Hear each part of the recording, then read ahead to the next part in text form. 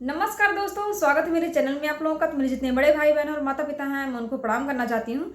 और मैं आप लोगों को एक बहुत ही प्यारा लाचारी गीत सुना रही हूँ। मेरा गाना अच्छा लगे तो वीडियो को लाइक शेयर सब्सक्राइब जरूर करें और प्लीज़ मेरे चैनल को ज़्यादा ज़्यादा सपोर्ट करें। धन्यवाद।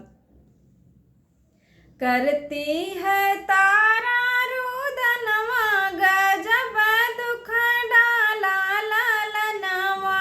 करती है तारा रुदनवा गजब दुख डाला लालनवा। फुलवा तोड़न रोहित बागिया में गई न। फुलवा तोड़न रोहित बागिया में गई न। काट लेला नाग दुश्मनवा गजब दुख डाला लालनवा।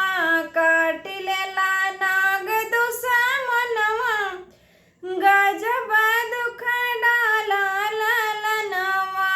करती है तारा रुदनवा गजब दुख डाला लालनवा। रोहित के लेके तारा गोदिया में रोवे। रोहित के लेके तारा गोदिया में रोवे। फूट गई नयापन करमवा गजब दुख डाला लालनवा। फूट गई नयापन करमवा गजब दुख डाला लालनवा। करती है तारा